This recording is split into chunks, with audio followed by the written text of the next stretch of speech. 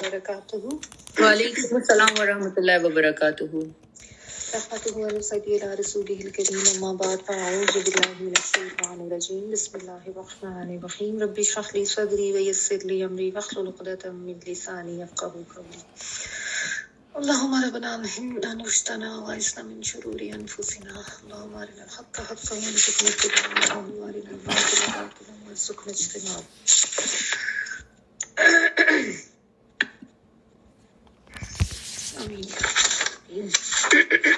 जी, तो सूरत अन्निसा कल हमने आयत नंबर 105 ऑनवर्ड्स पढ़ना शुरू किया था और जिसमें मैंने आपको बताया था कि अब एक वाकया जो है उसको आप बैकग्राउंड में रखेंगे और अगरचे जहाँ जहाँ जो तावील के मुताबिक भी हम उसको देखेंगे जो हर एक के लिए यानी सबक है, लेकिन बहरहाल तावील खास में जो एक वाकया मैंने आपको बताया था कि एक बनु जफर कबीला था, उसका एक शख्स था जिसने किसी दूसरे शख्स की अंसारी कबीला था, किसी दूसरे अंसारी की एक ज़रा और एक आटे का थैला चुरा लिया और उसके बाद उसको अपने घर में रखने की बजाय खुद को बचाने के लिए जाके एक यहूद के पास रखवाया बतौर अमानत। और बाद में जो है जब मालिक जो है उन चीज़ों का उसको पता चला, वो पहले इस अंसारी के घर भी आया और फिर वो यहूद के पास भी गया। उसके बाद मामला जो है वो नबी सल्लल्लाहु अलैहि वसल्लम के पास लाया गया और उसमें ये हुआ कि चोर के साथ उसके सारे घर वाले कबीले वाले भी मिलके खड़े हो गए और वो मुनाफिक थे, खुद को मुसलमान शो करते थे। तो नबी सल्लल्लाहु अलैहि वसल्लम ने जब सारे शवाहिद देखे तो आपका भी मिलान इसी तरफ हुआ कि शायद वो यहूदी जो है वो झूठ बोल रहे, तो करीब था कि आप कोई फैसला उसके अगेंस्ट दे देते, हालांकि वो बेगुनाह था। लेकिन उसी वक्त अल्लाह ताला ने वही नाजिल की और नबी सल्लल्लाहु अलैहि वसल्लम को बता दिया कि ये शख्स झूठ बोल रहा है और असल में जो यहूदी है वो सच्चा है। तो उसके हवाले से ये आयात थी कि अल्लाह ताला ने फरमाया कि हमने तुम्हें किताब अता की ताकि तुम लोगों के दरमियान हक के साथ फैसले करो, और अल्लाह ताला ने तुम्हें दिखा दिया और तुम कभी भी ख़यानत करने वालों की तरफ से वकालत ना करना और इस्तग़फ़ार करें अल्लाह से। अल्लाह ताला बहुत ज़्यादा बख्शने वाले भी हैं और रहम करने वाले भी हैं। और जो ख़यानत करने वाले लोग हैं ख़ाइन, वो असल में अपनी ही जानों के ऊपर जुल्म कर रहे होते हैं, अपनी जानों के साथ ख़यानत कर रहे होते हैं और अल्लाह ताला जो है वो किसी ख़ाइन को, किसी गुनाहगार को पसंद नहीं करता। और फिर ऐसे ख़ाइन और गुनाहगार लोगों को अल्लाह ताला ने ये कह के भी वार्न किया कि तुम ऐसी हरकतें करके अल्लाह इंसानों से तो बच सकते हो, दुनिया में तो अपने आप को छुपा सकते हो, लेकिन अल्लाह की पकड़ से तो नहीं बच सकते, ना अल्लाह की नज़र से खुद को छुपा सकते हो। क्योंकि जब ये रातों को भी इकट्ठे होकर मशवरे करते हैं तो अल्लाह ताला तो वहां होता ही है, अल्लाह ताला को तो सब पता है कि ये क्या कर रहे हैं, ठीक है। तो ये अल्लाह ताला ने उनको बता दिया कि अल्लाह ताला हर तरफ से उन्हें घेरे हुए है। और फिर ये भी बता दिया कि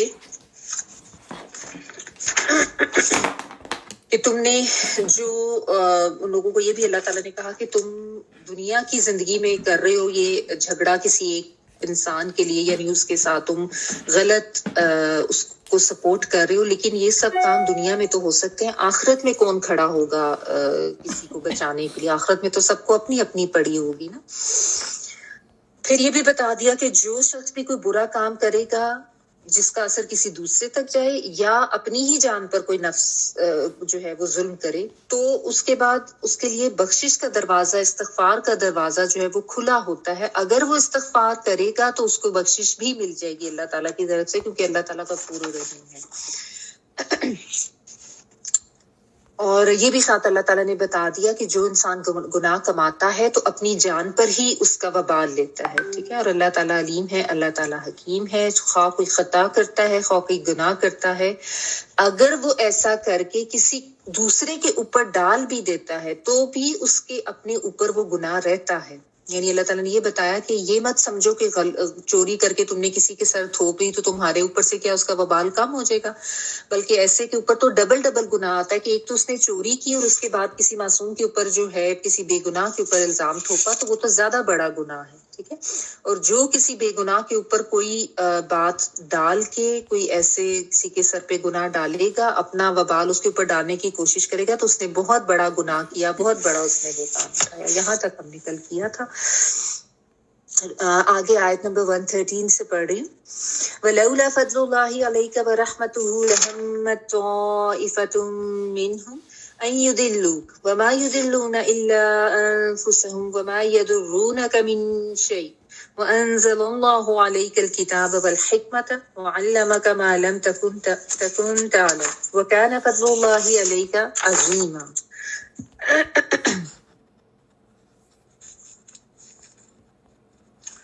اور اگر اللہ تعالیٰ کا فضل آپ صلی اللہ علیہ وسلم پر نہ ہوتا تو ان کی ایک گروہ نے تو تمہیں بہکانے کا قصد کر ہی لیا تھا، مگر دراصل یہ اپنے آپ کو ہی گمراہ کرتے ہیں، یہ تمہارا کچھ نہیں بگاڑ سکتے۔ اللہ تعالیٰ نے تم پر کتاب اور حکمت بھی اتاری ہے اور تمہیں وہ سکھایا جو تم نہیں جانتے تھے، اور اللہ تعالیٰ کا تم پر بہت بڑا فضل ہے۔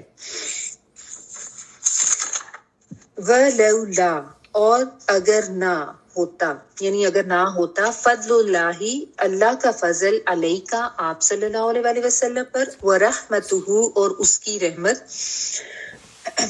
لہمت، البتہ ارادہ کر لیا تھا، حامیم میم، حامیم میم جو ہے اس کا مطلب ہوتا ہے ارادہ کرنا، حامیم جو ہے نا اس کا مطلب ہوتا ہے ارادہ، وہ ارادہ جس کو انسان دل میں کچھ دیر کے لیے رکھتا ہے، ہوتا ہے انسان ارادہ کرتا ہے، اس پہ فوری عمل نہیں کرتا، اس کے اوپر تھوڑا غور و فکر کرتا ہے، اس کے لیے حام میم کا ورڈ آتا ہے۔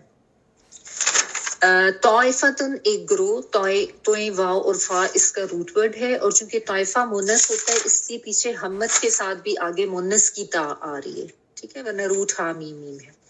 منہم، ان میں سے، ٹھیک ہے، یعنی سب نے نہیں کیا تھا، ایک گروہ ان میں سے، ان کے یدلو کا، وہ بہکا دے آپ کو، یا وہ کے معنوں میں دعاد لام لام دلال جو ہے یہ گمراہی کے لیے آتا ہے، کہ آپ صلی اللہ علیہ وآلہ وسلم کو، وما یدلون، اور نہیں وہ بہکاتے، یا تین والا دعاد لام لام گمراہ کرنا، بہکانا، واو نون پلورل کا، الا مگر، انفسہم اپنے نفسوں کو، وما اور نہیں، یدرونک وہ نقصان دے سکتے آپ صلی اللہ علیہ وآلہ وسلم کو، اس میں روٹ دعاد را ہے، شروع میں یا وہ کے معنوں میں، واو نون پلورل کا، اور کا آپ صلی اللہ علیہ وآلہ وسلم کو، اور وہ نقصان نہیں، ضرر دینا جس کو ہم اردو میں کہتے ہیں نا نقصان دینا، کہ وہ نقصان نہیں دے سکتے آپ صلی اللہ علیہ وآلہ وسلم کو، من شیئن، کچھ بھی، یعنی کوئی کسی طریقے سے بھی وہ آپ کو نقصان نہیں کر سکتے۔ وَأَنزَلَ اللَّهُ، اور نازل کیا اللہ نے، یا اتاری آپ اللہ تعالیٰ نے، علیکہ، آپ صلی اللہ علیہ وآلہ وسلم پر، الکتاب، کتاب یعنی قرآن مجید، والحکمت، اور حکمت، وعلمہ، اور اس نے سکھایا آپ صلی اللہ علیہ وآلہ وسلم کو، علمہ جو ہے وہ کسی دوسرے کو سکھانے کے لیے آتا ہے نا، علم القرآن،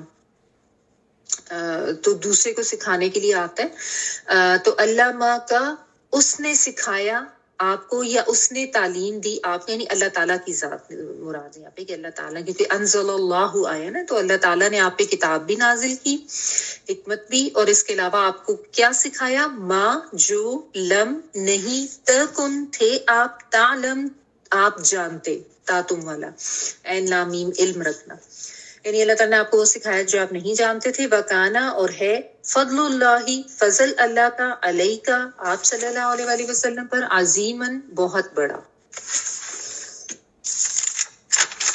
اچھا، یہاں پہ اللہ تعالیٰ کا ایک خاص فضل اور خاص رحمت جو کہ نبی صلی اللہ علیہ وآلہ وسلم پر تھی، اس کا بیان ہے۔ تو اگر تعویل خاص کے حوالے سے دیکھیں، جس کا ذکر پچھلے رکوع میں تھا، یہ جو واقعہ بھی میں نے آپ کو بتایا، تو اس کے حوالے سے تو یہی ہے کہ اللہ تعالیٰ نے آپ پر بہت زیادہ رحم کیا، فضل کیا، کہ وحی نازل کر دی، اور آپ صلی اللہ علیہ وآلہ وسلم کو بتا دیا کہ اصل مجرم کون ہے، اور آپ صلی اللہ علیہ وآلہ وسلم کو غلط فیصلہ لینے سے باز رہے۔ ورنہ آپ دیکھیں نا، اگر ایسا فیصلہ ہو جاتا تو اگرچہ نبی صلی اللہ علیہ وآلہ وسلم پہ تو کوئی ایسا گناہ یا وبال نہیں آنا تھا، یا حرج نہیں آنا تھا، کیونکہ آپ صلی اللہ علیہ وآلہ وسلم نے تو بظاہر ثبوتوں اور شواہد کو دیکھتے ہوئے ہی فیصلہ کرنا تھا نا۔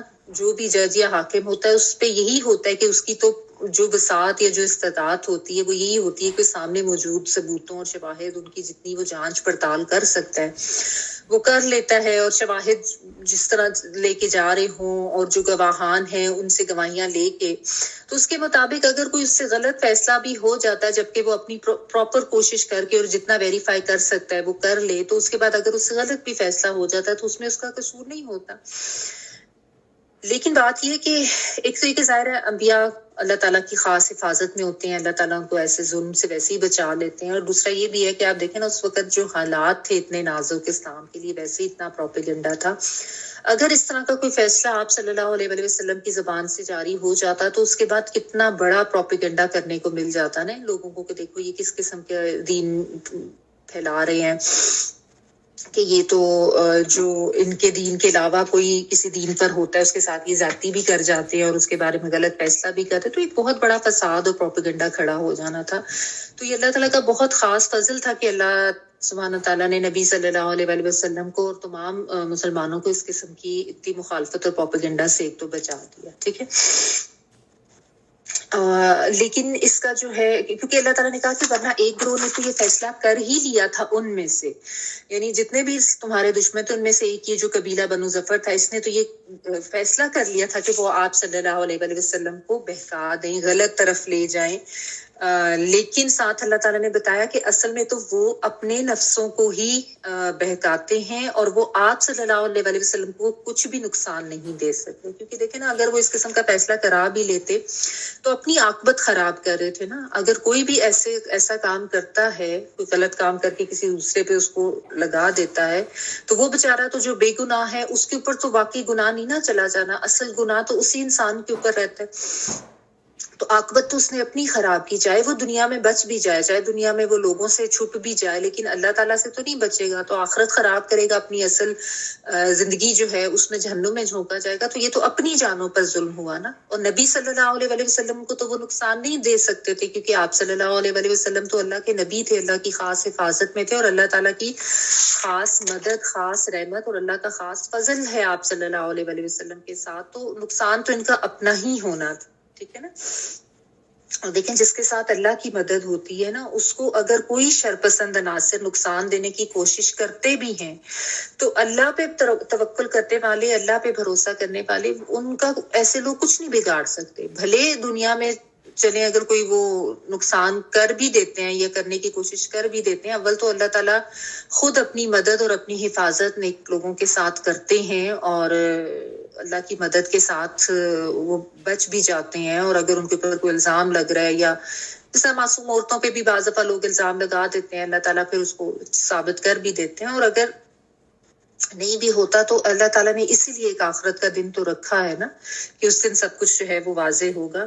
بہرحال اللہ تعالیٰ کی مدد اور اللہ تعالیٰ کا فضل اور اللہ تعالیٰ کی رحمت کا یہاں پہ ذکر ہے, جو کہ بالخصوص نبی صلی اللہ علیہ وآلہ وسلم کے حوالے سے بات ہو رہی ہے. تو اس میں مفسرین نے اس کو عمومی مفہوم کے طور پر بھی لیا ہے, یعنی ایک تو جو پچھلے رکوع میں واقعہ بیان ہوا اس کے حوالے سے, اور ایک عمومی طور پہ بھی مفسرین یہ کہتے ہیں کہ اس سے مراد اللہ تعالیٰ کے تمام فضل اور رحمت ہے جو آپ صلی اللہ علیہ وآلہ وسلم پر تھی. یعنی اللہ تعالیٰ کی طرف سے نبوت کا مل جانا, کتاب کا مل جانا, ہدایت کا مل جانا, پھر نصرت, فتح, اللہ تعالیٰ کی اسپیشل جو حفاظت آپ صلی اللہ علیہ وآلہ وسلم کے ساتھ ہمیشہ رہی, اور پھر اس کے علاوہ غلبہ عطا ہوا, اور پھر اسلام کی طاقت کا بڑھتے جانا. تو یہ سارا اللہ تعالیٰ کی طرف سے خاص فضل تھا, خاص رحم ہمیشہ نبی صلی اللہ علیہ وآلہ وسلم پہ رہا ہے. ورنہ تو جو دشمنوں کے جو دشمن قوم ہے ان میں سے تو کچھ لوگوں کی تو ہمیشہ سے ہی یہ کوشش رہی کہ وہ اسلام کو جو ہے وہ اس کے اگینسٹ پروپیگنڈا بھی کریں, اور اس کو ختم کرنے کی کوشش کریں, اس کو نیچا دکھائیں, اور جو مسلمان ہیں ان سب کے اگینسٹ وہ ہوتے تھے. ان کی تو کوشش ہمیشہ یہ رہتی تھی. لیکن اللہ تعالیٰ کا خاص فضل, خاص رحمت رہی کہ نبی صلی اللہ علیہ وسلم اور صحابہ کرام جو ہیں وہ اگرچہ مشکلات میں سے گزرے, اگرچہ آزمائشوں میں سے گزرے, لیکن ساتھ ساتھ ان کو کامیابیاں ملتی رہیں, اور بالآخر جو ہے وہ ظاہر اسلام میں ایک فاتح مذہب کے طور پہ ہوا.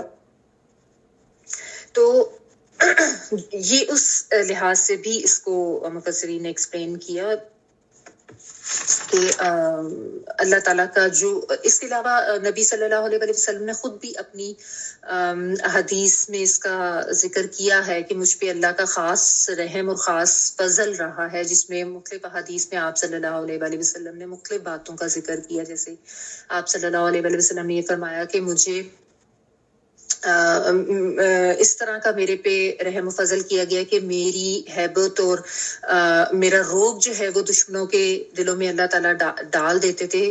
حالانکہ میں بھی ان سے کچھ فاصلے پر ہوتا تھا، یعنی ابھی پہنچے بھی نہیں ہوتے تھے دشمن کے پاس، لیکن ان کے دلوں میں اللہ تعالیٰ ایسا روب ڈال دیتے تھے نبی صلی اللہ علیہ وآلہ وسلم کا کہ وہ گھبرا جاتے تھے. ٹھیک ہے. اور اس کے علاوہ یہ بھی کہ مجھے میرے لیے مال غنیمت حلال کیا گیا جو مجھ سے پہلے انبیاء پر نہیں تھا. پھر آپ صلی اللہ علیہ وآلہ وسلم نے یہ بھی فرمایا کہ میرے لیے اور میری امت کے لیے یہ آسانی کر دی کہ تمام زمین جو ہے اس کو مسجد بنا دی ہے. یعنی ہم لوگ کہیں بھی کھڑے ہو کے نماز پڑھ سکتے ہیں نا، آپ راستے میں جا رہے ہیں، گاڑی روکیں، اتریں، کہیں بھی نماز پڑھ لیں. جبکہ جو دیگر مذاہب کے لوگ ہیں ان کے لیے یہ ضروری ہوتا ہے کہ وہ اپنی عبادت گاہ، اپنے چرچ یا اپنی جو بھی عمارتیں ادھر جا کر ہی وہ باقاعدہ عبادت کرتے ہیں. وہ اس طریقے سے ہر جگہ پہ کھڑے ہو کر آپ نے نہیں دیکھا ہوگا کہ وہ کبھی اپنی عبادت شروع کر دیں. یہ بھی خاص اعزاز مسلمانوں کو، خاص آسانی ہمارے لیے الحمدللہ کی گئی ہے نبی صلی اللہ علیہ وسلم کی امت کے لیے کہ ساری مسجد جگہ جو ہے وہ مسجد بنا دی گئی، کہیں بھی کھڑے ہو کے پڑھ لیں. ٹھیک ہے نا.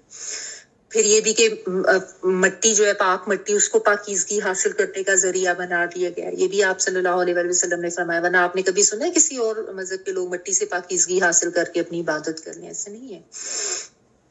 پھر یہ بھی کہ نبی صلی اللہ علیہ وسلم نے فرمایا کہ عموماً جو انبیاء ہوتے تھے کسی خاص ٹائم کے لیے، خاص قوم کے لیے یا خاص علاقے کے لیے بھیجے جاتے تھے، جبکہ مجھے تو تمام لوگوں کے لیے، رہتی دنیا تک کے لیے نبی بنا کے بھیجا گیا. یہ بھی آپ صلی اللہ علیہ وسلم کا ایک خاص اعزاز ہے. اور پھر یہ بھی ایک حدیث میں آتا ہے کہ آپ صلی اللہ علیہ وسلم نے اسی طرح کچھ چیزیں بیان کر کے یہ بتایا کہ مجھ پر نبوت ختم کر دی گئی. ٹھیک ہے نا. تو یہ کچھ خاص اعزاز ایسے ہیں جو آپ صلی اللہ علیہ وسلم کو دیے گئے. ہاں، بلکہ آخرت میں شفاعت کا حق دیا جانا، یہ بھی آپ صلی اللہ علیہ وسلم پر اللہ تعالیٰ کا خاص فضل. حوض کوثر کا مل جانا.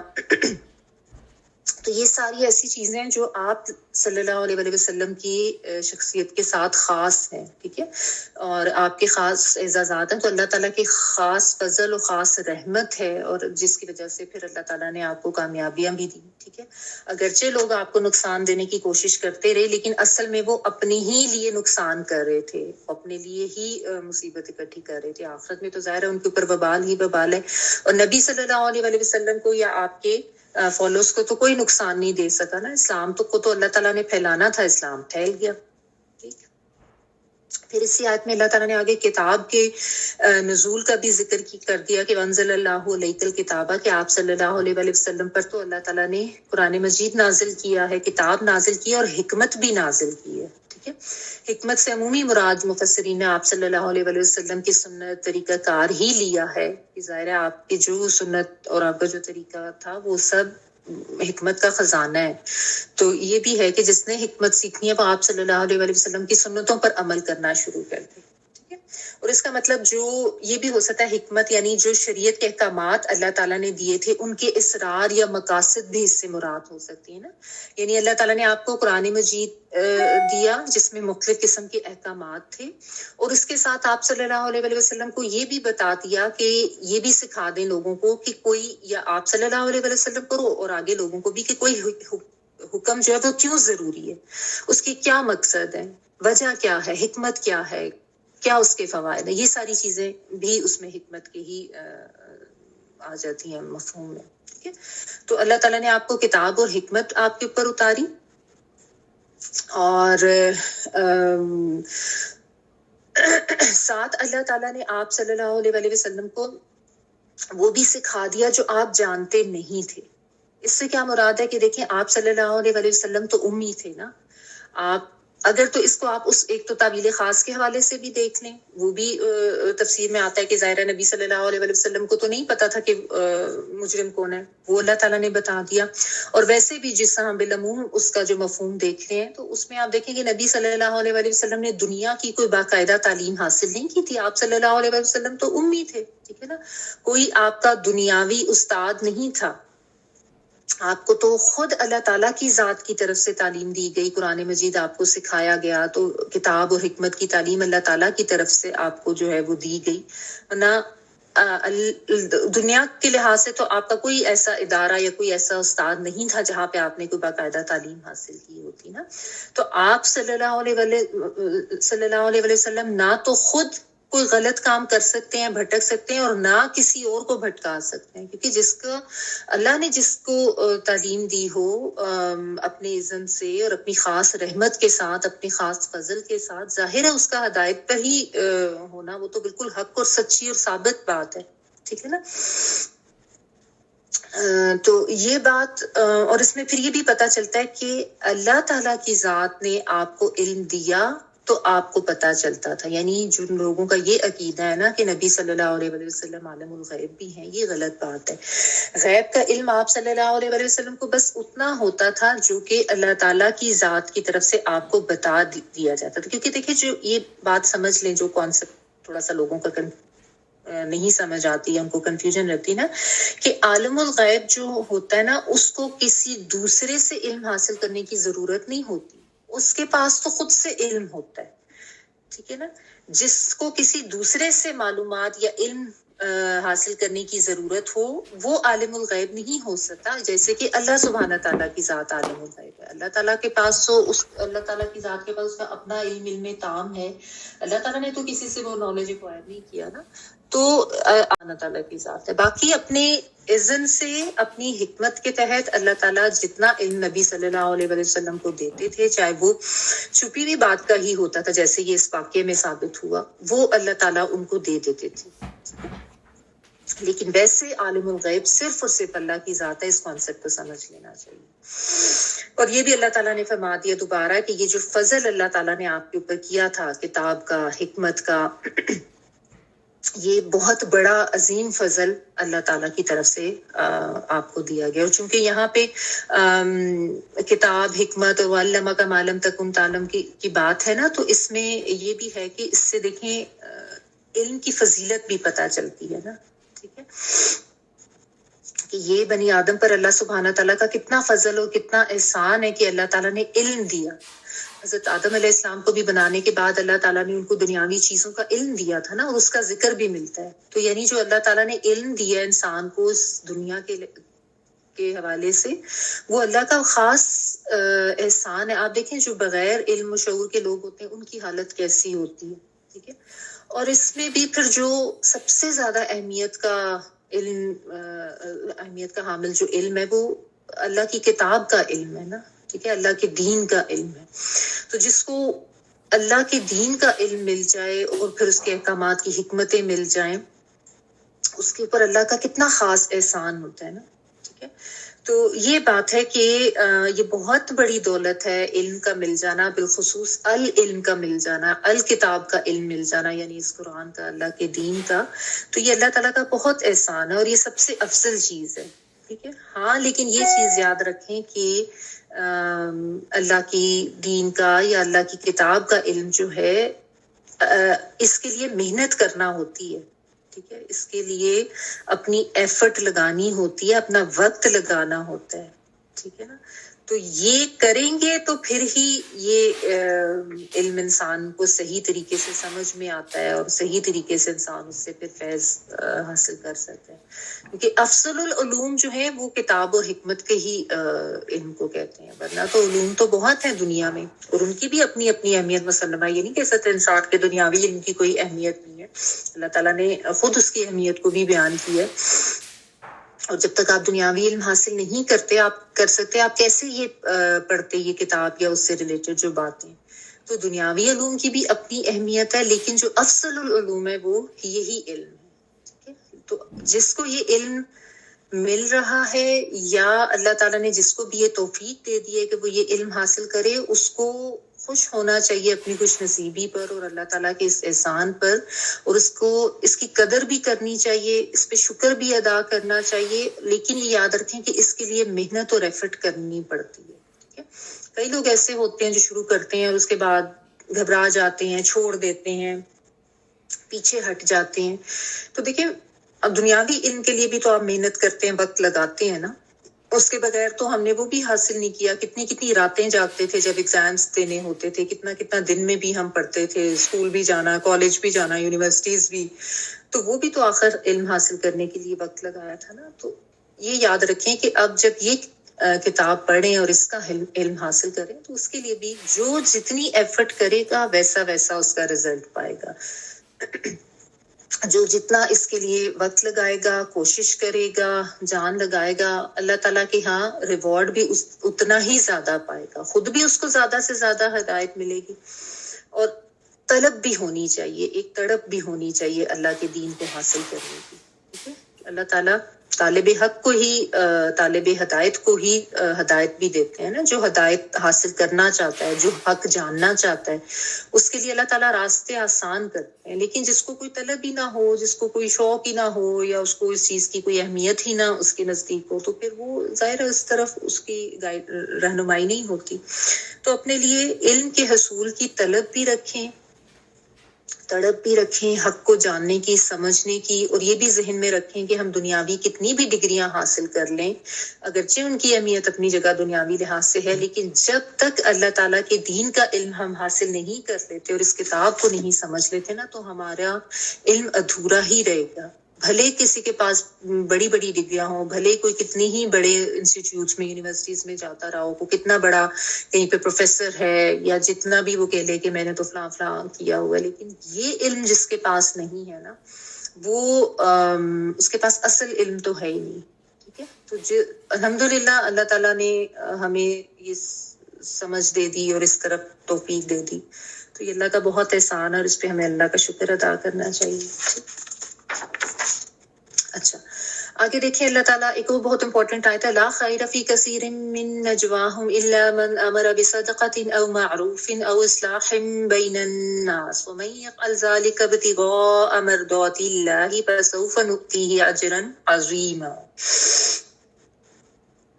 ان کے اکثر خفیہ مشوروں میں کوئی خیر نہیں ہوتی، ہاں بھلائی اس کے مشورے میں ہے جو خیرات کا یا نیک بات کا یا لوگوں میں صلح کرانے کا حکم دے. اور جو شخص صرف اللہ تعالیٰ کی رضامندی حاصل کرنے کے ارادے سے یہ کام کرے، اسے ہم یقیناً بہت بڑا ثواب دیں گے. لا نہیں خیرہ کوئی خیر، فی کثیر بہت سی، من نجواہم سرگوشیوں میں، یعنی بہت سی سرگوشیوں میں کوئی خیر نہیں ہوتی. نجوا جو ہے نا، نون جیم واو اس کا روپ ورڈ ہوتا ہے، اس کا مطلب ہوتا ہے چھپا کر بات کرنا.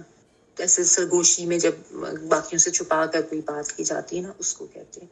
تو نجوا ہم کہتے ہیں ان کو، ان کی سرگوشیوں میں زیادہ تر میں کوئی خیر نہیں ہوتی.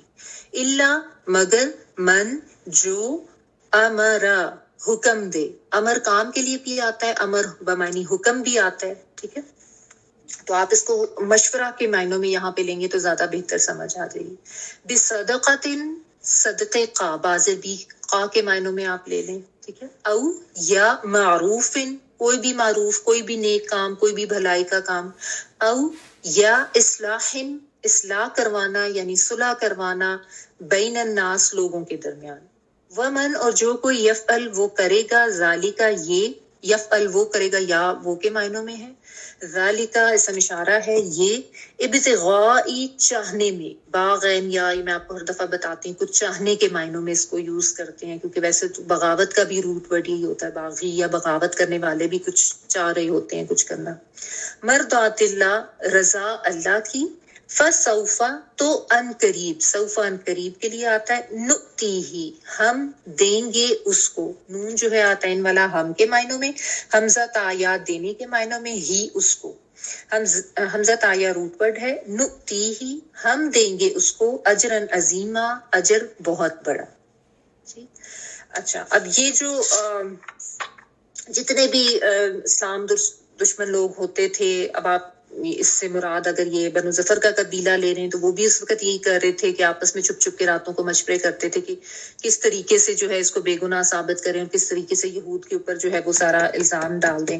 اور اس کے علاوہ عمومی طور پر بھی جو منافقین تھے یا جو مشرکین تھے، ان سب کا یہی کام تھا کہ وہ چھپ چھپ کے مسلمانوں کے اگینسٹ پلاننگ کرتے تھے، اور آپس میں ایک دوسرے کے ساتھ مشورے کرتے تھے کہ کیسے ان کو نقصان پہنچایا جائے، کیسے ان کے اگینسٹ جو ہے وہ کوئی کارروائی کی جانی چاہیے. ٹھیک ہے نا، تو یہ ان کی اس چیز کی طرف اشارہ کر کے اللہ تعالیٰ نے یہ بتایا کہ ان کی سرگوشیوں میں سے اکثر میں کوئی خیر نہیں ہوتی. ٹھیک ہے، ہاں اگر کوئی ان معاملات پہ سرگوشی کرے تو وہ جائز ہے. ٹھیک ہے، تو یہ اللہ سبحانہ تعالیٰ نے یہاں پہ ایک اہم اصول بھی بیان کر دیا. دیکھیں سرگوشی جو ہوتی ہے نا، وہ یہی ہوتی ہے کہ اس طریقے سے چھپا کر بات کرنا کہ کسی دوسرے کو پتہ نہ چلے. اور یہ جو ہے بالعموم یہ جو گفتگو کا طریقہ ہے نا یہ پسندیدہ فعل نہیں ہے. ٹھیک ہے, بلکہ نبی صلی اللہ علیہ وآلہ وسلم نے تو منع فرمایا, کیونکہ ایٹیکیٹس کے خلاف ہے نا, تو آپ صلی اللہ علیہ وآلہ وسلم نے اس سے منع فرمایا کہ محفل میں اگر 3 لوگ ہوں اور 2 لوگ علیحدہ ہو کر کانوں میں باتیں نہ کریں, کیونکہ ظاہر ہے اس میں جو تیسرا انسان ہے وہ اپنی طرف انکمفرٹیبل ہوگا کہ شاید یہ میرے اگینسٹ کوئی پلاننگ کر رہے ہیں یا پتہ نہیں میری کسی بات کا مذاق اڑا رہے ہیں یا کیا کر رہے ہیں. تو یہ سمجھانے کے لیے 3 لوگ کہا گیا ہے. زیادہ لوگ بھی ہیں اور اگر میں سے کچھ لوگ جو ہیں وہ علیحدہ ہو کے آپس میں سرگوشیوں میں بات کر رہے ہیں تو یہ بہت زیادہ ہماری دین کی تعلیمات کے خلاف ہے. نبی صلی اللہ علیہ وسلم نے باقاعدہ منع کیا اس قسم کے کام کرنے سے کہ آپ کسی ایک کو سنگل آؤٹ کریں اور باقی لوگ جو وہ علیحدہ ہو کے باتیں کریں. تو یہ ظاہر ہے اس شخص کو اور بعض دفعہ آپ دیکھیں کہ لوگ ایسا کرتے بھی ہیں نا, جان بوجھ کے کسی کو یہ لیٹ ڈاؤن کرنے کے لیے یا اس کو کارنر کرنے کے لیے یا اس کو تکلیف دینے کے لیے. تو یہ منع ہے. ٹھیک ہے, ہاں سرگوشی کچھ کاموں میں جائز ہے, یعنی کمپلیٹلی منع نہیں ہے. کچھ معاملات میں اجازت ہے. وہ کون سے معاملات ہیں, یعنی جو استثنائی صورتحال جو ایکسیپشنز ہیں ان کو بھی اللہ سبحانہ تعالیٰ نے یہاں پہ بیان کر دیا ہے کہ وہ کون سی ہیں. کہ یا تو آپ نے کسی کو کوئی صدقہ کرنے کا کوئی حکم دینا تھا یا مشورہ دینا تھا, اس میں آپ نے چھپا کے بات کی, یا کوئی بھی نیکی کا کام, یعنی فرض کریں آپ کوئی گیدرنگ ہے وہاں پہ اب آپ کے کوئی جاننے والا ہے یا کوئی رشتہ دار یا کوئی دوست یا احباب جن کو آپ اپنے ساتھ کسی چیریٹی میں شامل کرنا چاہ رہے ہیں, لیکن آپ یہ چاہ رہے ہیں کہ وہ جو ہے وہ ریاکاری والا ایلیمنٹ بھی نہ ہو جائے, یا کسی کی عزت نفس کو بھی آپ نہیں اچھالنا چاہ رہے, فرض کریں وہ شخص بھی وہاں پہ موجود ہے, تو آپ چھپ کے کسی کو خاموشی سے یا اس طریقے سے دبے الفاظ میں بتا دیتے ہیں کہ اس وجہ سے کہ وہ بھی شامل ہو جائے, تو اس میں کوئی حرج نہیں ہے. وہ کوئی پکڑ والی بات نہیں ہے, وہ کوئی گناہ والی بات نہیں ہے. ٹھیک ہے, یا اس کے علاوہ کوئی بھی نیکی کا کام. معروف کا مطلب ہوتا ہے جانی پہچانی نیکی, یہ میں پہلے بھی ایکسپلین کر چکی ہوں, جس کو عقل, شریعت, معاشرہ سب صحیح جانے, اس کو دین کے لحاظ سے بھی وہ صحیح ہو تو وہ معروف ہوگا. یعنی ہر طرح کی سرگوشی منع نہیں ہے. مطلقاً نجوہ جو ہے اس سے منع نہیں کیا گیا ہے, لیکن کچھ چیزوں میں اجازت دی گئی ہے. لیکن بالعموم جو ہے ان چیزوں کے علاوہ اگر سرگوشی کی جا رہی ہے تو وہ پھر غلط بات ہے. ٹھیک ہے نا, تو اس چیز کو تھوڑا یہاں پہ ایکسپلین کیا گیا. لیکن اس میں پھر یہ بھی دھیان رکھیں کہ یہ کام ہونے اللہ تعالیٰ کے لیے ہی نیت ہی صاف ہونی چاہیے انسان کی. ٹھیک ہے, صدقہ کا کام ہے, کوئی نیکی کے لیے آپ نے کسی کو کہنا, آپ کسی کی ہیلپ کرنا چاہ رہے ہیں, آپ کسی کو کوئی فائدہ دینا چاہ رہے ہیں, چاہے وہ مالی فائدہ ہے یا کسی اور طرح کا, اور آپ اس کو چھپا کے کر رہے ہیں تو اس میں کوئی حرج نہیں. اور اس کے علاوہ لوگوں کے درمیان اصلاح کرانا, صلح کرانا, جھگڑے ختم کرانا, فساد ختم کرانا, ٹھیک ہے, اس کے لیے بھی اگر آپ خاموشی سے کچھ کر رہے ہیں تو اس میں بھی آپ کے اوپر کوئی وبال نہیں آتا. ٹھیک ہے نا, یعنی آپ کوئی بھی نیک کام ہے اگر آپ اس کا ڈھنڈورا نہیں پیٹنا چاہ رہے, کیونکہ دیکھیں 2 چیزیں ہو جاتی ہیں نا. ایک تو یہ کہ اگلے کی عزت نفس مجروح ہو سکتی ہے. فرض کریں آپ ساری دنیا کو بتا کے اپنے کسی ملازم کے سامنے اس کو لوگوں کے سامنے بتا کے اس کو دے رہے ہیں کہ جی یہ دیکھیں میں تو اس کی ہیلپ کروں, اس کی عزت نفس مجروح ہوگی. ہے بعض دفعہ خاندان میں کوئی ایسے لوگ ہوتے ہیں جو آپ کے رشتہ دار ہوتے ہیں, لیکن آپ ان کو مالی امداد کی ضرورت ہوتی ہے اور آپ ان کی مدد کرتے ہیں, اور اس میں اگر آپ سارے خاندان کو بتا کے کریں تو ان کی عزت نفس مجروح ہوتی ہے. تو آپ اس کو خاموشی سے دے دیں, چھپا کے دے دیں تاکہ ان کی عزت باقی رہے. اور دوسرا اس میں جو ایک ایلیمنٹ ہے نا ریاکاری کا بھی آ جاتا ہے, تو اس سے بچنے کے لیے بھی یہ ہے کہ صدقہ خیرات آپ خاموشی سے کر دیں تاکہ نہ پتہ چلے. ہاں آپ اس میں کسی کو اپنے ساتھ شامل کرنا چاہ رہے ہیں, شامل کرنے کے لیے بھی یہ ضروری نہیں ہے کہ آپ سوشل میڈیا پہ جا کے اس کے اشتہارات لگائیں کہ دیکھیے جی ہم فلاں جگہ پہ یہ دے رہے ہیں, فلاں جگہ پہ وہ دے رہے ہیں. ہاں ویسے اگر کسی نے اپنی کوئی چیریٹی آرگنائزیشن کی ایڈز دینے ہیں تو اس میں کوئی حرج نہیں ہے. ریاکاری سے بچنا ہے, کسی کی عزت نفس کو پامال کرنے سے بچنا ہے. اس کے لیے اگر آپ یہ کام کریں تو وہ بالکل ٹھیک ہے، یعنی اعلان نہ کریں. ایون یہاں تک بھی جیسا معروف کی بات ہے نا، تو اس میں یہاں تک بھی دھیان رکھیں کہ اگر کسی کو ٹوکنا بھی ہے نا، یا کسی کی کوئی غلطی آپ نے پوائنٹ آؤٹ کرنی ہے، تو اس میں بھی اس چیز کا دھیان رکھیں کہ بہت زیادہ اعلان، بہت زیادہ سب کے سامنے کرنے سے اس کی عزت جو ہے وہ مجروح ہوتی ہے. تو آرام سے علیحدہ ہو کے یا دھیمے طریقے سے، جس میں کہ بات اس کو سمجھ بھی آ جائے، کنوے بھی ہو جائے، اور اس کی عزت بھی برقرار رہے، تو یہ بھی ٹھیک ہے، کرنا چاہیے ایسے. ٹھیک ہے. اور لوگوں کا جھگڑا ختم کرانے میں بھی اگر سرگوشی کی جائے تو وہ بھی بہت زیادہ پسندیدہ ہے. ٹھیک ہے. بلکہ لوگوں کے درمیان صلح کروانا تو بہت زیادہ نیکی کا کام ہے. نبی صلی اللہ علیہ وسلم کی بہت احادیث بھی اس کے اوپر ملتی ہیں، جس میں بہت انکریج کیا گیا ہے. ایک حدیث کا مفہوم ہے کہ کیا میں تمہیں ایسے کام کی خبر نہ دوں جو نماز، روزہ، صدقہ سے بھی افضل ہے؟ تو لوگوں نے پوچھا کہ وہ کیا ہے، تو آپ صلی اللہ علیہ وسلم نے فرمایا، دو لوگوں کے درمیان صلح کروانا. یعنی نماز، روزہ، صدقہ سے بھی افضل اس کو بیان کیا گیا، دو لوگوں کے درمیان صلح کروانا. اور پھر آگے اس میں یہ بھی الفاظ آتے ہیں، کیونکہ دو کے درمیان فساد ڈلوانا مونڈنے والی بات ہے. حلق کا ورڈ آتا ہے، حلق ہوتا ہے جیسا سر کا حلق کرایا جاتا ہے نا، یعنی بال ایسے اس طرح پھیر کے صاف کرائے جاتے ہیں. تو اس کا مطلب یہ کہ دین کو مونڈنے والا، یعنی جس طرح سر مونڈ کے بال ہیڈ شیپ کر دیا جاتا ہے نا، تو جو لوگوں کے درمیان فساد ڈلواتا ہے وہ اس کا دین اس طریقے سے، وہ اپنے دین کو مونڈ دیتا ہے، اپنے دین اس طریقے سے ختم کر دیتا ہے. پھر ایک اور بخاری کے حدیث کا مفہوم ہے کہ لوگوں کے درمیان صلح کرانے کے لیے اگر کوئی شخص اپنی طرف سے کوئی غلط بات بھی کسی فریق کی طرف منسوخ کر دیتا ہے. غلط بات کا مطلب یہ ہے کہ یعنی کوئی اپنی بات اپنی طرف سے ایڈ بھی کر دیتا ہے نا، یا خود سے بھی کچھ کہہ دیتا ہے، تو وہ جھوٹا نہیں ہے.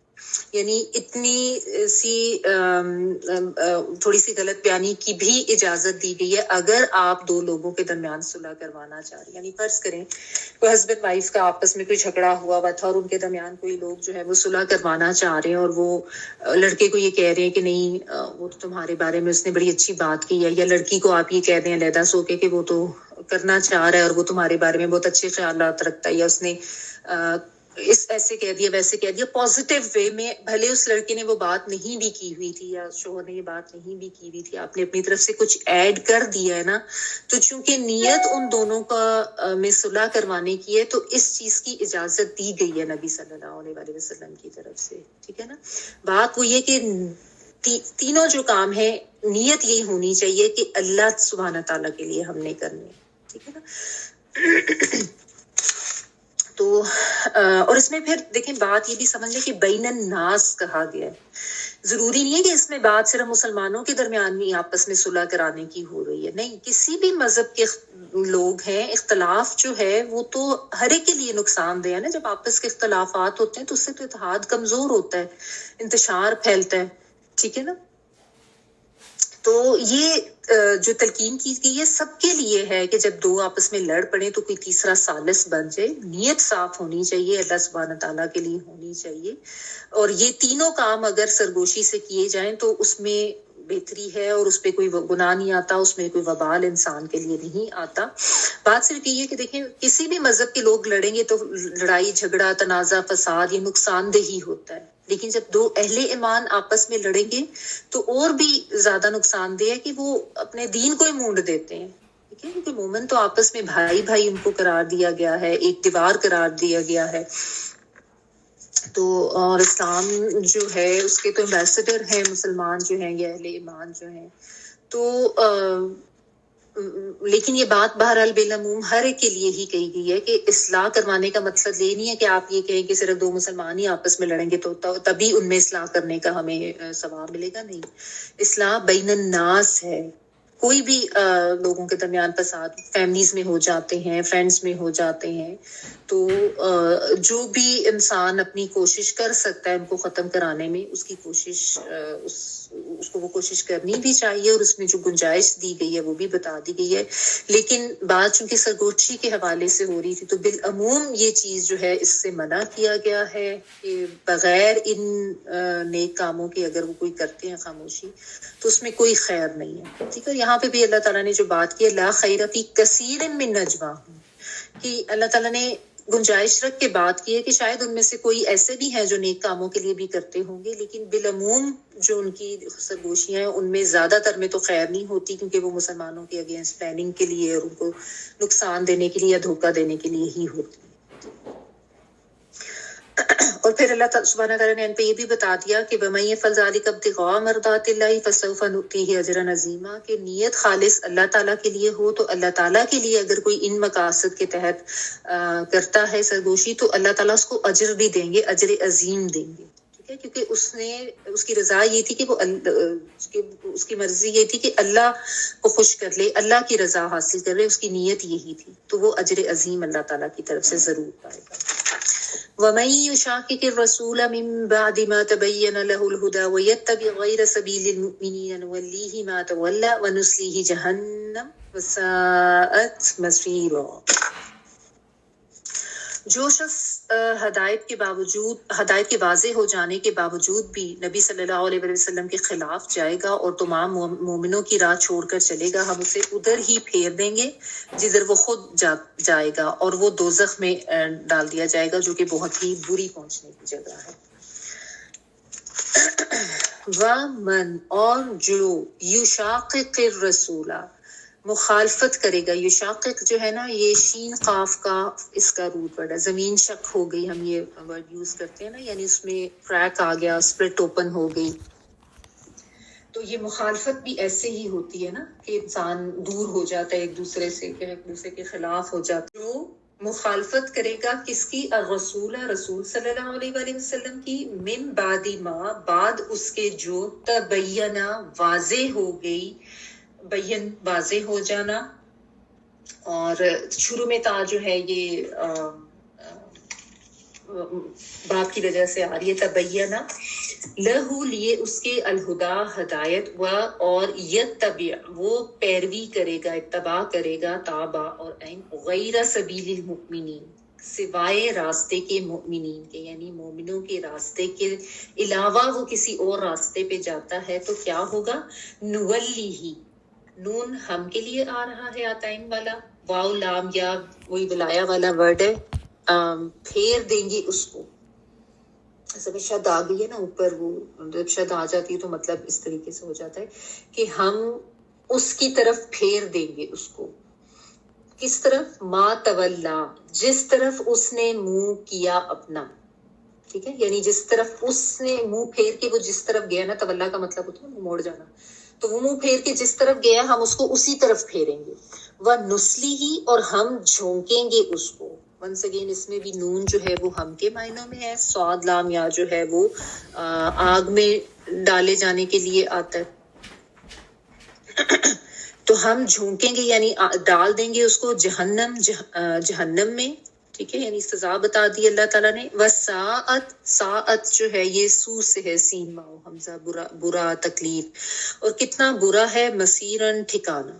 ठीक है, सौदी आ रहा है इसका रूप वर्ड है, लौटने की जगह या ठिकाना।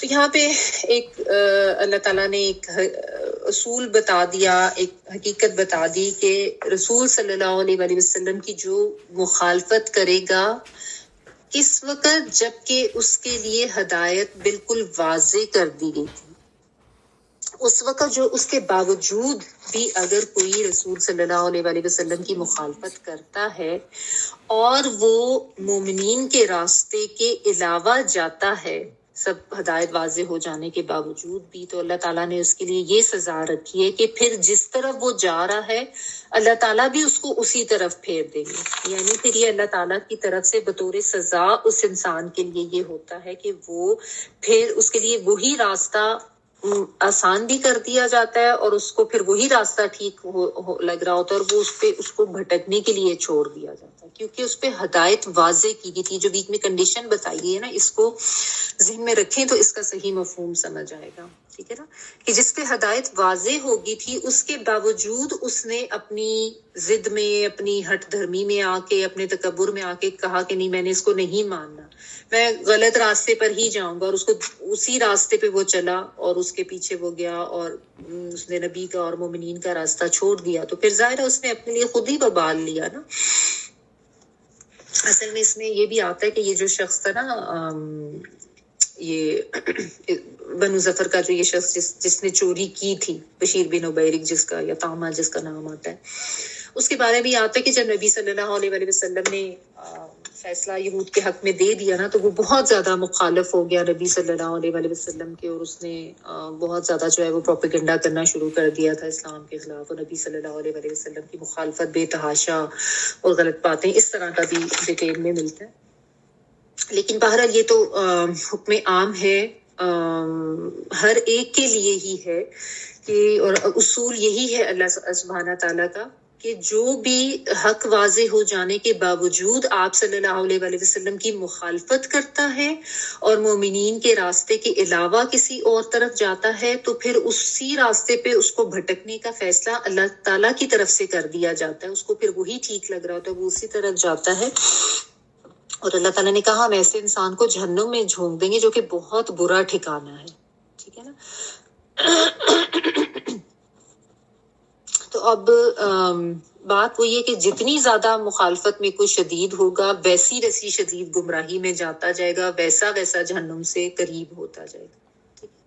क्योंकि नबी सल्लल्लाहु अलैहि वसल्लम ने जो तालीमात दी थी, तौहीद की तालीम दी थी, आखिरत पे यकीन की तालीम दी थी, अंबिया पे, किताबों पर ईमान लाने की, अब उससे किसी लिहाज से भी कोई हटता है, शिर्क करता है, दूसरा कोई दीन अपनाता है, गैर मसनून अमाल करता है, तो जैसी जैसी नोयत उसकी होगी वैसे वैसे ज़ाहिर गुनाह का वबाल तो आएगा। लेकिन ऐसा शख्स जिसको बाकायदा समझाया गया, बताया गया, हदायत दी गई कि ये सही रास्ता है, ये सही दीन है, उसके बावजूद वो हट धर्मी दिखाता रहा और नबी की मुखालफत करता रहा, तो फिर उसके लिए ज़ाहिर अल्लाह ताला ने बहुत शदीद यहाँ पे वही बयान की है कि वो जहन्नुम में झोंका जाएगा। क्योंकि इसमें सिर्फ नाफरमानी नहीं आ रही, मुखालफत भी आ रही है ना नबी सल्लल्लाहु अलैहि वसल्लम की। अच्छा, इसमें फिर एक बात अहम जो इस आयत के हवाले से है ना, ये जो सबील मुमिनीन है ना, इसके ऊपर मुफस्सरीन ने बहुत ज्यादा तफसीर लिखी है और बहस की है कि ये जो है ना, इसके लिए ये सबील मुमिनीन से इजमाए उम्मत की दलील मिलती है। जो हम कहते हैं ना कि उम्मत का इसके ऊपर इजमा है, तो बिलखुसूस तो जो बात यानी नबी सल्लल्लाहु अलैहि वसल्लम और सहाबा इकराम का रास्ता सबील मुमिनीन, ज्यादा तो अहम चीज वही है। सब मुफस्सिरीन ने इसको ये लिखा है कि बिल्कुल यानी जिसके ऊपर जरा सी भी कोई शक व शुबह की गुंजाइश नहीं है, वो आप सल्लल्लाहु अलैहि वसल्लम के बाद सहाबा इकराम का इजमा है। ठीक है, क्योंकि ज़ाहिर लोग भी थोड़े थे, थोड़े वक्त के लिए थोड़ी इलाके में थे, तो वो तो, और वैसे भी ज़ाहिर सहाबा इकराम का जो रुतबा है वो दीगर मोमिनीन का तो नहीं हो सकता, तो उस पे तो बिलअमूम सबके यही तफसीर है कि वो तो बिल्कुल क्लियर कट है। क्योंकि नबी सल्लल्लाहु अलैहि वसल्लम की हदीस से भी यही पता चलता है कि वही कामयाब है जो मेरे और सहाबा इकराम के रास्ते, मेरे असहाब के रास्ते पर है, वो कामयाब है। तो जिस चीज पे, जिस बात के ऊपर सहाबा इकराम का इजमा मिलता है, वो बात जो है उसको बगैर किसी एतराज के तमाम उलमा ने लिया है और उसको माना है। ठीक है, बल्कि इमाम शाफी रहमतुल्लाह अलैह के बारे में आता है कि उन्होंने 300 मरतबा कुरान पाक इस नीयत से पढ़ा था कि इजमाए उम्मत पर उन्हें कोई दलील, कोई आयत मिल जाए, और 301 दफा जब उन्होंने पढ़ा, यानी आफ्टर 300 टाइम्स रीडिंग कुरान, उन्होंने जब उसके बाद पढ़ा तो उनको फिर ये वाली आयत पे उनको मिल गई और उस पे उनको आया कि ये इजमाए उम्मत की जो है दलील कुरान मजीद में मिलती है। ठीक है ना। और फिर इसमें ये भी मुफस्सिरीन कहते हैं कि बिलअमूम भी उम्मत का इजमा जिस चीज पर हो जाए वो एक दलील बन जाता है शरई असूल लेने के लिए, और उसके लिए वो दलील ये देते हैं कि नबी सल्लल्लाहु अलैहि वसल्लम की हदीस ये है कि अल्लाह मेरी उम्मत को कभी गुमराही पर इकट्ठा नहीं होने देंगे, और जमात पर अल्लाह का हाथ होता है। ठीक है ना, यानी अल्लाह सुब्हाना ताला की तरफ से एक खास मदद भी है कि अल्लाह ताला अगर उम्मत का इजमा करेंगे नबी सल्लल्लाहु अलैहि वसल्लम की, तो वो गुमराही पर नहीं होता। और फिर जिसमें जाहिर है कि वो एक कसीर तादाद देखी जाएगी ना, जिसको हम कहते हैं कि जमहूर उलमा जो है वो जिस तरफ जाएंगे تو یہ بھی آپ صلی اللہ علیہ وسلم نے کہا کہ میری امت کو اللہ تعالیٰ جو ہے وہ غلط بات کے اوپر اجماع اس کا نہیں ہونے دیں گے، زیادہ جو صحیح بات ہوگی اسی پر لوگوں کا اجماع ہوگا، ٹھیک ہے، تاکہ ظاہر امت میں کوئی ایسی غلط بات نہ پھیل جائے۔ اب اس میں یہ ہوتا ہے نا کہ دیکھیں بہت سے جو ضمنی مسائل ہوتے ہیں، بیسک چیزیں تو ساری ہمیں قرآن سے بھی پتہ چل جاتی ہیں، پھر اس کے ساتھ ساتھ ہم سنت کا مطالعہ کریں، آپ صلی اللہ علیہ وسلم کی حدیث کا مطالعہ کریں تو بہت سی چیزوں کے بارے میں آپ کو رہنمائی مل جاتی ہے، دنیا کے معاملات سب کچھ۔ لیکن کچھ ڈیٹیلز ایسی بھی ہو جاتی ہیں یا کچھ مسئلے مسائل ایسے بھی ہو جاتے ہیں جس میں اگر کوئی ڈائریکٹ رہنمائی نہیں مل رہی ہوتی تو پھر مزید ساری چیزیں دیکھ کے اس کے مطابق علماء جو ہے وہ کوئی فیصلہ کرتے ہیں، جس کو اجماع کہا جاتا ہے۔ اب اجماع جو ہے نا فقہ میں اس کی پھر بہت سی ڈیٹیلز آ جاتی ہیں، اجماع قولی بھی ہوتا ہے، اجماع عملی بھی ہوتا ہے، اجماع سکوتی بھی ہوتا ہے، ٹھیک ہے نا۔ تو اجماع کی تو بہت سی تفصیلات ہیں، اس میں تو ظاہر اب ہم نہیں جائیں گے، لیکن بہرحال یہ چیز ہے کہ بالعموم مفسرین یہ کہتے ہیں کہ یہ جو ہے آیت اس سے اجماع امت کی دلیل ملتی ہے، ٹھیک ہے۔ اور ویسے تو جو مین جو دو بنیادی ماخذ ہیں شریعت کے قوانین کے لیے وہ قرآن اور سنت ہی ہیں، انہی کے تحت جائیں گے۔ اگر اجماع بھی دیکھا جائے گا تو اس میں بھی یہ دیکھا جائے گا کہ قرآن اور سنت کی جو حدود ہیں ان کے خلاف کوئی بات نہیں ہونی چاہیے، انہی حدود کے اندر رہ کر ہی اگر اس مسئلے کا کوئی حل نکالا گیا ہے تو وہ قابل قبول ہوگا، یہ بھی چیز ہے، ٹھیک ہے۔ تو کیونکہ دیکھیں قرآن جو ہے اس کی عملی شکل سنت رسول صلی اللہ علیہ وسلم ہے، یعنی قرآن مجید کی آپ کہہ لیں کہ صحیح فہم جو ہے وہ سنت سے، صحیح اس کی جو تعلیم ہے وہ سنت سے ہمیں ملتی ہے نا، ایک عملی شکل جو ہے قرآن مجید کی وہ آپ صرف لغت سے نہیں لے سکتے ہیں۔ اسی لیے تو کہتے ہیں کہ نبی صلی اللہ علیہ وسلم کی حدیث اور آپ کی سنت کو ساتھ لے کے ہی آپ قرآن مجید کو جب پڑھتے ہیں تو پھر آپ کو اس کے صحیح سمجھ آتا ہے، اس کا مفہوم جو ہے، کیونکہ قرآن مجید کی جو عملی ہدایت ہے وہ رسول اللہ صلی اللہ علیہ وسلم سے ثابت ہے، اور اس کے بعد پھر آپ صلی اللہ علیہ وسلم کے جو صحابہ اکرام سے ہے نا، ٹھیک ہے نا۔ تو یہ ہے کہ صحابہ کے اجماع کے خلاف تو خیر بالکل ہی نہیں جایا جا سکتا، اور اس کے علاوہ بھی جو مومنین ہیں ان کا بھی اجماع جو ہے اس کی بھی یہاں سے دلیل مل جاتی ہے، ٹھیک ہے۔ پھر ایک جو اصول اس سے پتہ چلتا ہے اس آیت کا، اس پہ بھی غور کر لینا چاہیے کہ اللہ تعالی کا قانون کیا ہے یا طریقہ کار کیا ہے کہ انسان جو ہے اس کی اپنی مرضی پر چھوڑا گیا ہے کہ وہ کون سا راستہ اختیار کرتا ہے۔ یعنی ہدایت تو اللہ تعالیٰ نے دے دی نا، ہر دور میں اللہ تعالیٰ سمجھاتے رہے اور مختلف قسم کے جو طریقے ہیں وہ لوگوں کے سامنے لاتے رہے، انبیاء بھی بھیجے، کتابیں بھی آئیں، اور پھر جب نبی صلی اللہ علیہ وسلم پہ سلسلہ رک بھی گیا تو یہ تمام اللہ تعالیٰ کی طرف سے ہے کہ رہتی دنیا تک نبی صلی اللہ علیہ وسلم پہ جو کتاب آئی اس کی تعلیم اور اس کو عام کرنے کا جو طریقہ کار ہے وہ جاری ساری ہے، ٹھیک ہے۔ لیکن اس کے بعد ظاہر ہے انسان کی اپنی مرضی پر چھوڑا گیا ہے نا کہ اب وہ کون سا راستہ اختیار کرتا ہے۔ اگر تو وہ صحیح راستہ اور نیکی کا اور اطاعت کا راستہ اختیار کرتا ہے، جبکہ کہ اس کو سمجھا دیا گیا، اس پہ واضح ہو گیا۔ اس چیز پہ میں زیادہ ایمفسائز اس لیے بھی کر رہی ہوں کہ ہر ایک کے اوپر یہ لیبل ہم نہیں کر سکتے، اپنے ارد گرد ہم نان مسلمس کو دیکھ کے کریں یہ بھی جہنمی ہے وہ بھی جہنمی ہے۔ اسی لیے میں نے آپ کو کہا جو بات ہے نا من بعد ما تبین لہ الہدی، کہ جس کے اوپر واضح کر دی گئی، سمجھا دی گئی، ثابت کر دی گئی، حق واضح کر دیا گیا، اس کے باوجود بھی اس نے غلط راستہ اپنایا تو اس کے لیے پھر وہی راستہ جو ہے وہ اللہ تعالیٰ آسان کر دیتے ہیں، اور اسی راستے پہ اس کو چلنا جو ہے وہ اچھا لگنے لگ جاتا ہے، ٹھیک ہے۔ کیونکہ ونس اگین وہی بات ہے، اللہ تعالیٰ ہدایت کے طالب کو ہدایت دیتے ہیں نا، جو گمراہی کا طالب ہوگا، جو جانتے بھی اپنے لیے غلط راستے پہ جائے گا کہ نہیں میں نے تو اسی پہ جانا ہے، بھلے مجھے سمجھ بھی آ گئی ہے، میرے پہ وہ بات واضح ہوگی، جیسے میں نے اس شخص کا بھی آپ کو بتایا کہ اس نے پھر بات کو مانا نہیں اور اپنی غلطی کو مانا نہیں۔ تو جب ایسا کسی کا رویہ ہوگا تو پھر یہ اللہ تعالیٰ کی طرف سے بھی ایک آپ کہہ لیں بطور سزا ہوتا ہے کہ اس کو پھر اسی راستے پر چھوڑ دیا جاتا ہے، یعنی اللہ تعالیٰ کی طرف سے جو توفیق دی جاتی ہے نا اس کی حقیقت کا یہاں پہ پتہ چلتا ہے کہ وہ کس طریقے سے ملتی ہے اور کس طریقے سے چھین لی جاتی ہے یا نہیں دی جاتی. جو بھی انسان کا اپنا رویہ ہوتا ہے اور اس کا جو اپنی سوچ اور اپنے اس کے جو فیصلے ہوتے ہیں، جس چیز کا وہ چناؤ کرتا ہے اپنے لیے، وہ پھر اس کے لیے وہی راستہ آسان کر دیا جاتا ہے.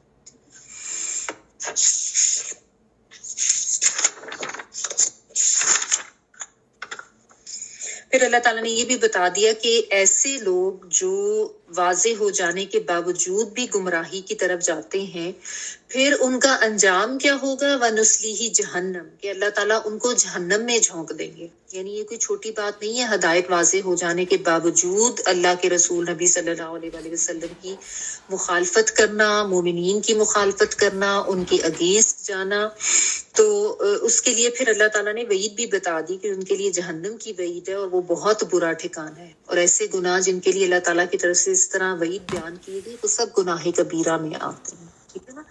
تو یہ چیز یہاں پہ ایکسپلین کی گئی. رکوع یہاں پہ کمپلیٹ ہو گیا ہے. تھوڑا سا ٹائم ہے، ایک دو آیات اور کر لیتے. ان اللہ لا یغفر ان یشرک به ویغفر ما دون ذلک لمن یشاء ومن یشرک باللہ فقد ضل ضلالا بعیدا.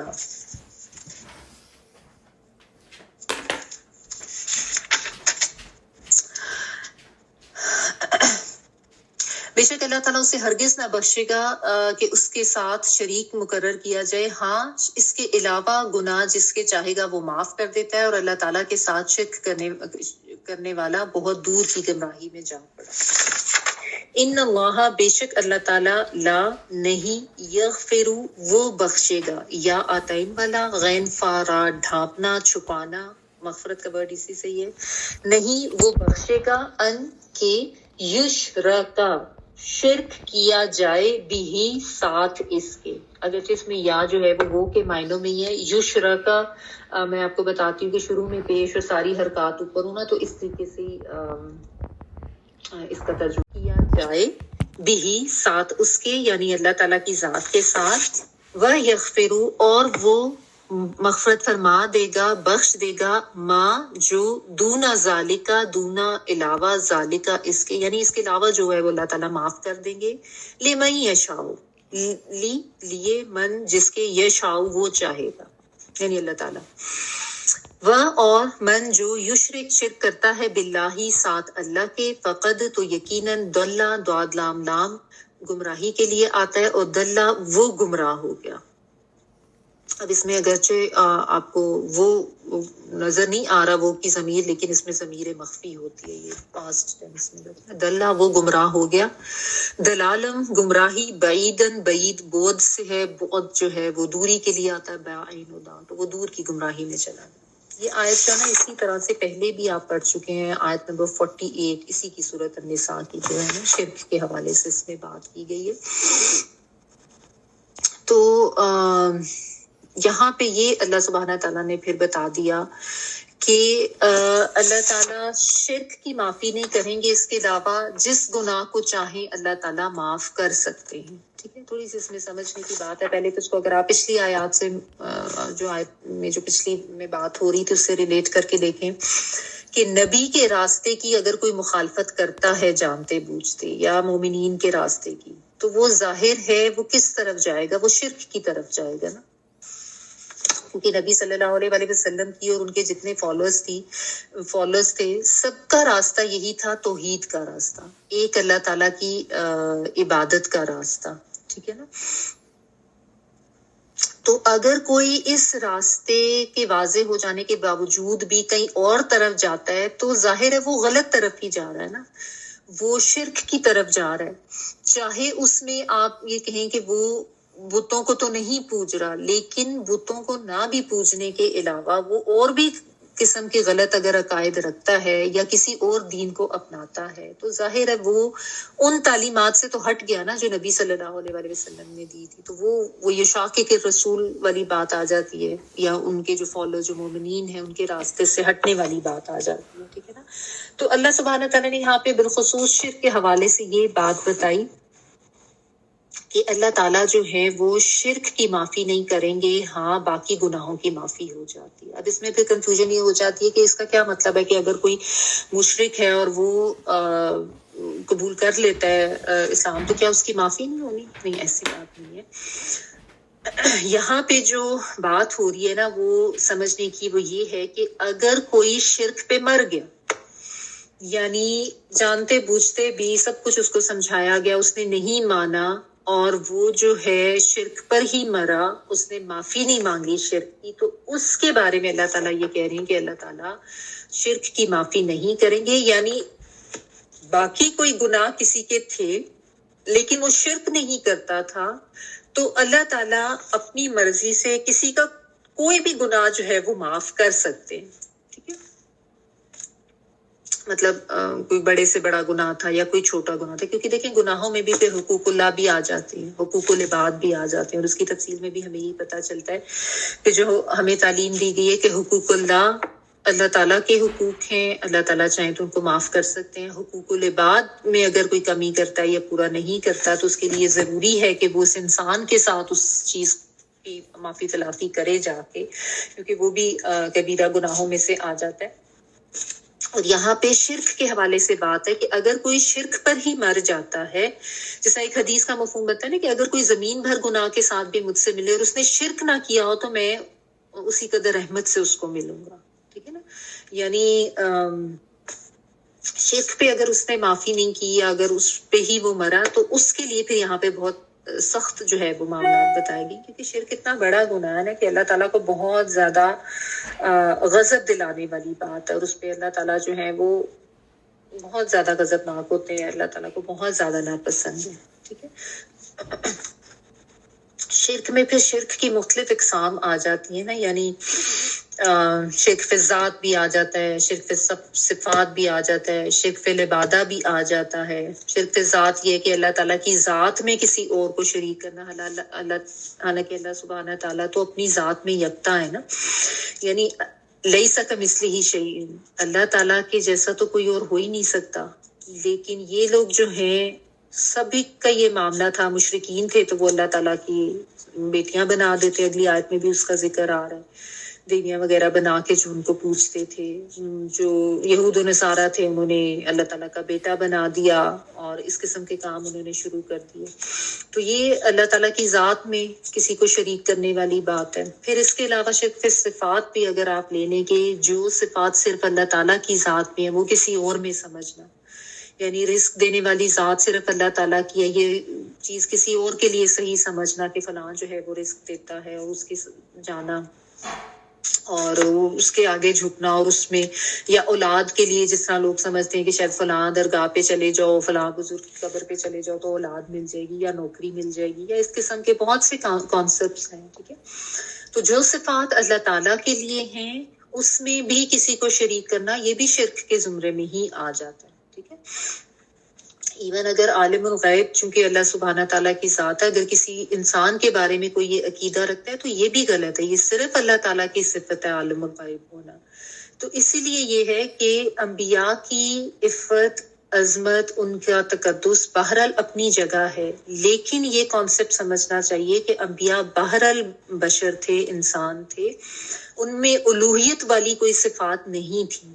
تو اگر کوئی ایسی صفات ان میں سمجھتا ہے تو وہ بھی شرک کر رہا ہے، یہ بھی غلف کا شکار ہونے والی بات ہے، کیونکہ یہی کیا تھا نا نصارہ نے کہ انہوں نے حضرت عیسیٰ کو اتنی زیادہ ان کو اہمیت دے دی کہ ان کو الہ بنا ڈالا تھا، ٹھیک ہے نا؟ اور آج بہت سے مسلمان بھی اس کانسیپٹ کا شکار ہو چکے ہیں کہ وہ نبی صلی اللہ علیہ وسلم کی محبت اور عقیدت میں غلف کا شکار ہو گئے ہیں، کہ وہ مرادیں پوری کرتے ہیں، وہ دعائیں سنتے ہیں، وہ بچاتے ہیں، وہ حفاظت کرتے ہیں، ان سے مانگو، ان کے در پہ سے کوئی ایسے نہیں جاتا، اور ان سے مانگنا اس طرح کی آپ نے سنی ہوں گی بہت سی شرکیہ نعتیں بھی اور شرکیہ قوالی بھی، بھر دو جھولی میری یا محمد، جھولی بندہ محمد کا کام نہیں ہے جس کو لوگ بہت جھوم جھوم کے گاتے بھی ہیں اور سنتے بھی ہیں۔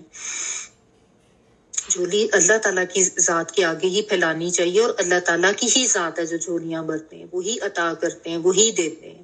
नबी सल्लल्लाहु अलैहि वसल्लम बहुत बुलंद मर्तबा थे, बहुत हमारे लिए काबिल एहतराम है, इसमें कोई शक नहीं है, लेकिन बहरहाल वो अल्लाह ताला के नबी और रसूल थे, वो बशर थे, वो इंसान थे, वो हदायत का रास्ता बताने के लिए भेजे गए थे, वो कुरान मजीद का अमली नमूना समझाने के लिए भेजे गए थे, लेकिन उनसे हम दुआएं नहीं मांग सकते। उनको हम अता करने वाला, झोली भरने वाला या हादसात से बचाने वाला, कई आप नाते उठा के देखें ना तो कभी गौर करें ना उनके तर्जुमे में, तो बहुत शिरकिया उसमें अशार होते हैं, तो बचना चाहिए ऐसी चीजों से, क्योंकि ये भी गुल्फ का शिकार होने वाली बात है।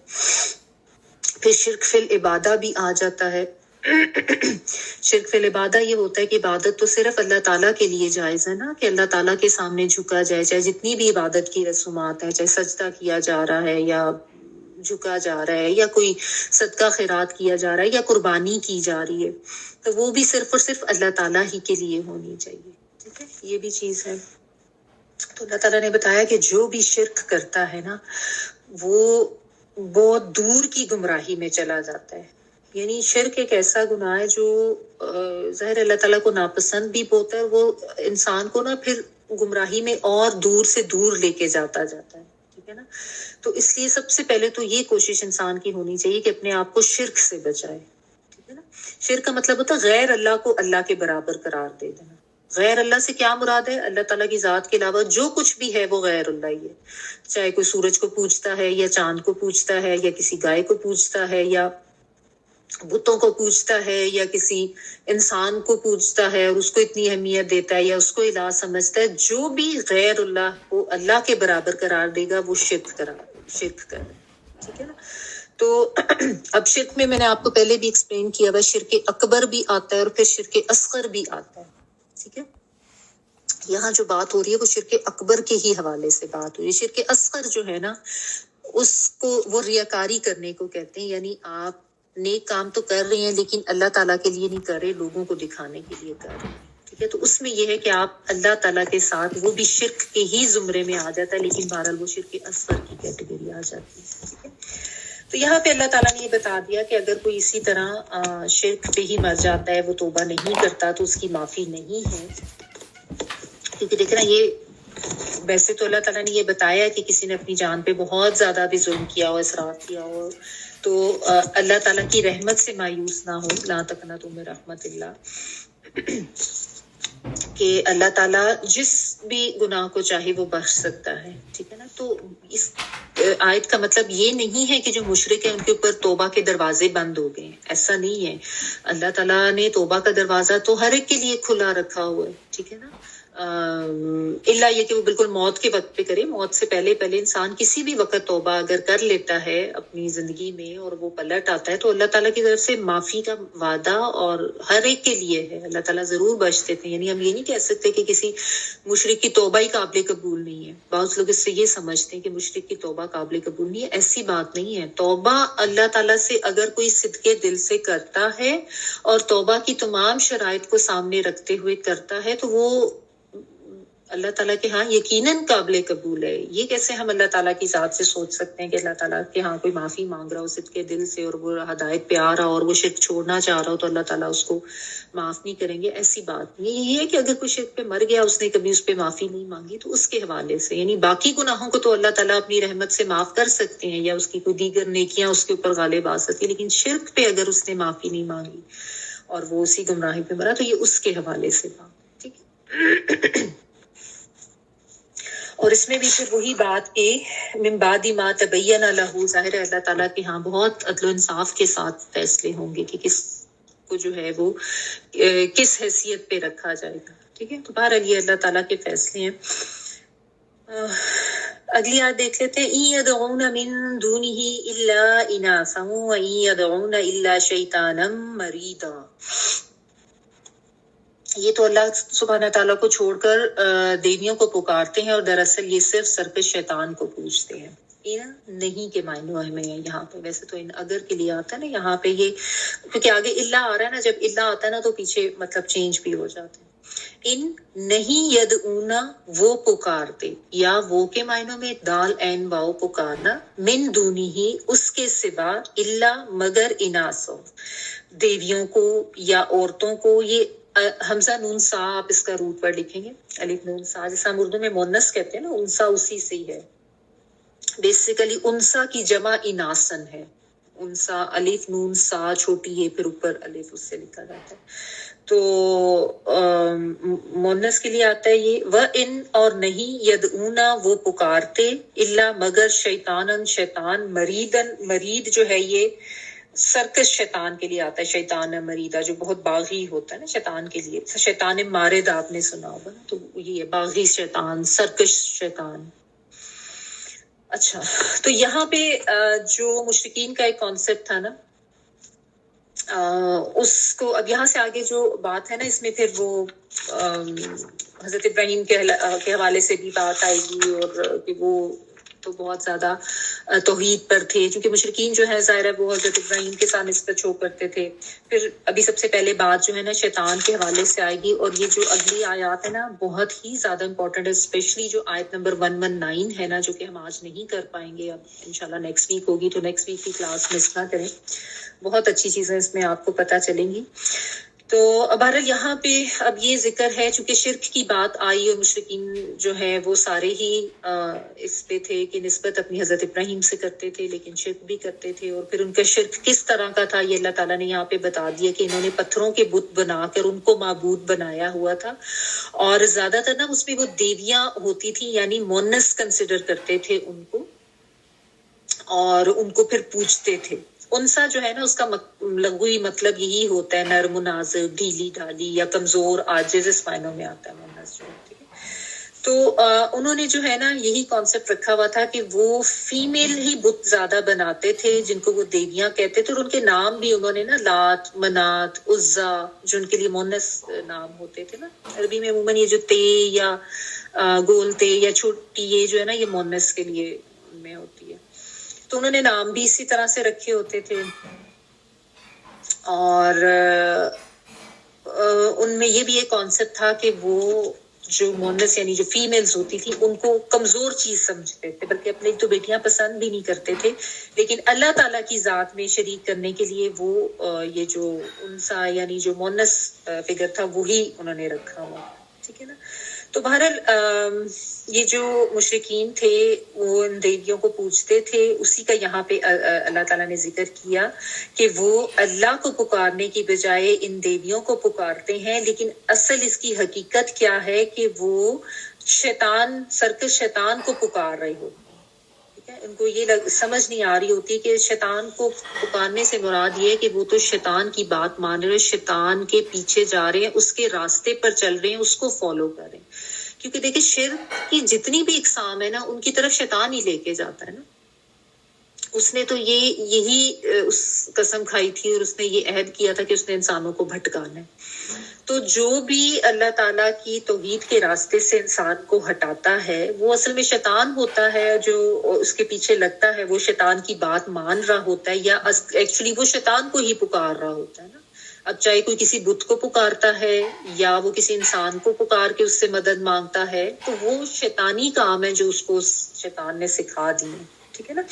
और ये जो मुशरिकीन थे उनके इन देवियों के बारे में यही यकीन थे कि ये उनको फायदा पहुंचाती हैं, ये उनको रिस्क पहुंचाती हैं, अल्लाह के सामने ये उनके सिफारिशी हैं, ये इनको बचाएंगे।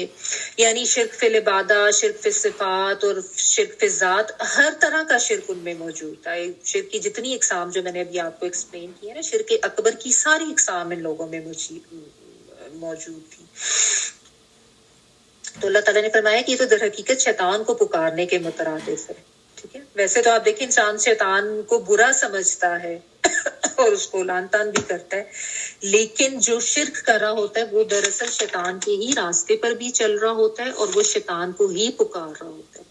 ये जो यदऊना का वर्ड है ना, यहाँ पे ये पुकारना, चाहे जाहिरी तौर पर कोई पुकारे या मानवी तौर पर कोई पुकारे, यानी जाहिरी तौर पर भी वो उन बुतों के आगे झुकते, उनके सामने कुर्बानियां देते, सदके करते और उनकी पनाह भी लेते थे। ये लोग जब जाते थे ना किसी वीरान जगह पे, वादी वगैरह में, तो वहां पे जाके ना जिन्नात के नाम लेके उनकी पनाह ले लेते थे कि हम तुमसे पनाह लेते हैं। तो ये भी उसी में ही आता है। और मानवी तौर पर भी यानी उन्हीं के सामने आजिज़ी इख्तियार करना और उन्हीं को अपना समझना कि यही हैं जो हमें हर तरह का फायदा देते हैं या बचाते हैं, ठीक है। تو شیطان کی اطاعت یا شیطان کو پکارنا بھی اسی معنوں میں ہے کہ اس کی بات ماننا، اس کے پیچھے جانا، اس کی پناہ لینا اور اس کو بڑا سمجھنا. تو گویا شرک کرنا شیطان کی اطاعت ہے، شیطان کی عبادت کرنے کے مترادف ہے. اور یہ مریدہ ہے، مریدہ نہیں ہے، یہ دھیان رکھیں. میم را، میم کے اوپر زبر ہے اور اس کا روٹ ورڈ یہی ہے، میم را اور دال. ٹھیک ہے، یہ شیطان مردود والا ورڈ نہیں ہے. مردود جو ہے وہ را دال دال سے ہوتا ہے، جس کا مطلب ہوتا ہے رد کیا ہوا، دور کیا ہوا. یہ شیطانم مریدہ جو ہے نا، اس کا روٹ ورڈ میم را اور دال ہے، جو کہ باغی ہونے یا سرکش ہونے کے معنی میں آتا ہے. ٹھیک ہے نا. تو یہ اللہ تعالیٰ نے بتا دی شرک کی حقیقت کہ یہ تو اصل میں شیطان کے پیچھے جانے والی بات ہے. ٹائم اب ختم ہو گیا، اس کو میں ابھی ادھر ہی روک رہی ہوں، اور انشاءاللہ یہ شیطان کے حوالے سے بات جو ہے نا نیکسٹ ویک ابھی ہم کریں گے. ابھی ہم ایسا کرتے ہیں کہ پہلے تلاوت سن لیتے ہیں. جی تلاوت پلیز.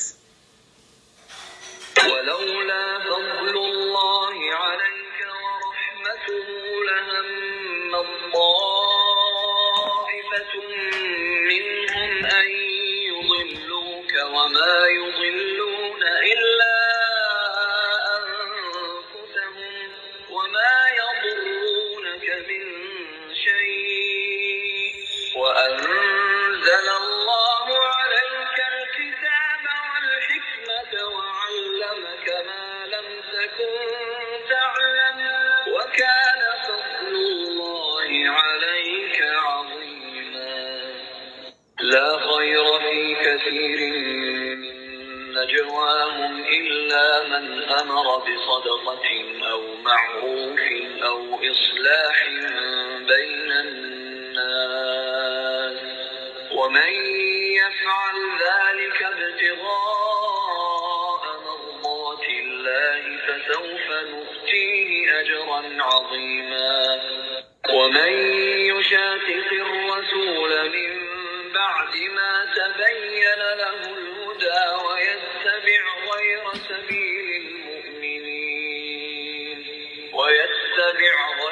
سبيل المؤمنين نوله ما تولى ونصله جهنم وساءت مصيرا. إن الله لا يغفر أن يشرك به ويغفر ما دون ذلك لمن يشاء ومن يشرك بالله فقد ضل ضلالا بعيدا. إن يدعون من دونه إلا إناثا وإن يدعون